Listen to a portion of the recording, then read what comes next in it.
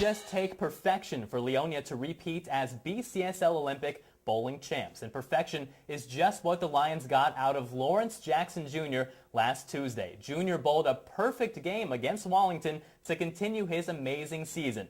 On Thursday, the Lions went back to the lanes to face Weehawken. We turn to our bowling expert, Jack Cognetta. Is Lawrence Jackson Jr. fresh off his 300 game, getting some advice from Pop before the game, and it would pay off. We pick things up second frame, and the Lions jump out to an early lead. Andrew Kim, bang, and Leonia up by 20 and in complete control. Kim finished with a 166 in the first game. Then Leonia tacks on some more. Junior, the anchor, hey bartender, mix, big strike, and Leonia cruising right along, and they continue to pour it on. Ninth frame, Woong So Lee is going to put Leonia up for good. Slow and steady, and Leonia wins the first game by 178 pins. And just when you thought they couldn't do any better, guess again. Second game, Woong So Lee again with the strike. And here is the high five of the week. It goes to Woong with authority. Pumped up, and Leonia wins the second game by 290 pins. Yeah, that's right, 290 pins. Are you kidding me?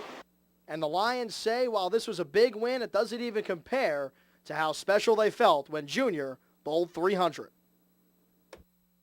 I can't even describe it. It was great. We were the first ones up giving him a hug and everything. It was awesome. I was like, oh, please, Lord, please, please. He gets it. The 4-pin trips. We all jump up and down, you know. I'm like the second person to hug Junior, you know, rub his head a little bit. And it was simply amazing. And while Junior didn't bowl a 300 against Weehawken, his high game was 217.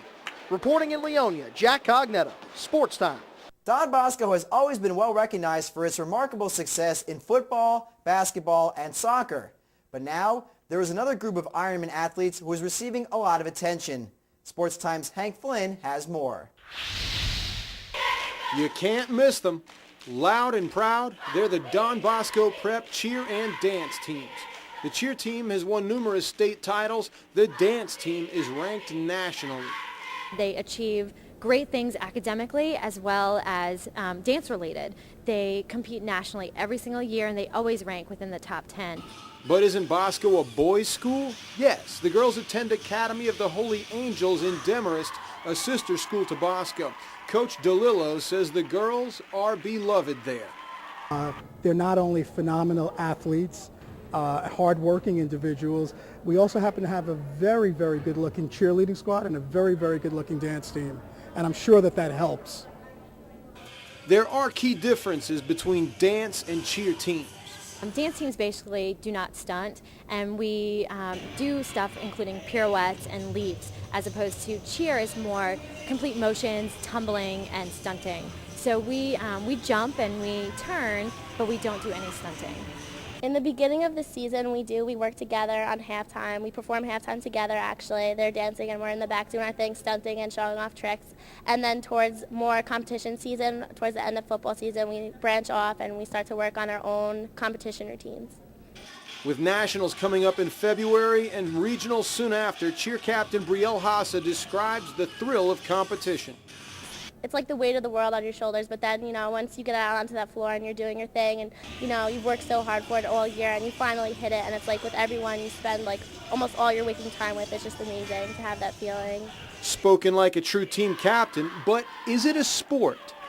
Yeah, it absolutely is. I played basketball in high school and I cheered in high school, so I knew both aspects of it, and I would say both were equal. I would put cheerleading up athletically with anything else that they do in any other athletics, any other sport.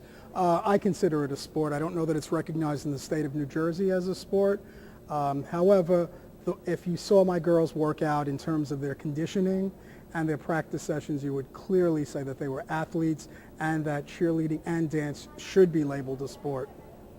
At Academy of the Holy Angels in Demarest, Hank Flynn, SportsTime.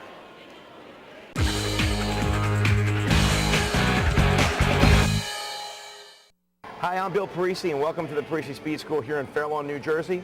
And what we're going to talk about today is something a little bit different. We're going to talk about general fitness.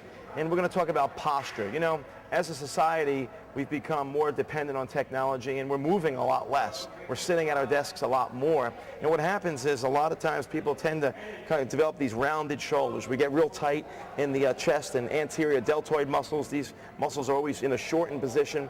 And these muscles, the posterior shoulder, are lengthened and weakened. So we're going to do an exercise known as a bent over lateral raise or reverse fly, you might call it.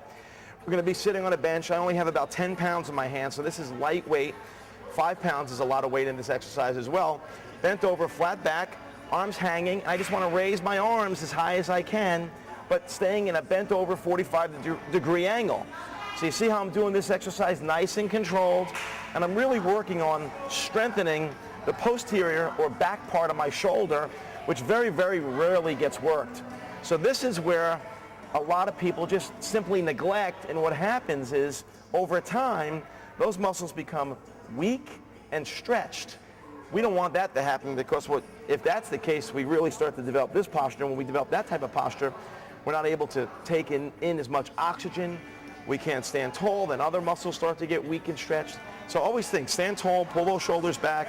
Always good posture is going to promote a lot of energy. Good luck. Hopefully you use that in your routine. We'll see you next week. Yo, bro. Yo, bro. Yo, bro! What's the deal with Yo Bro? Find out what that means next. Plus, coming up, Corey Doviak joins us in studio. Sports Time returns after this.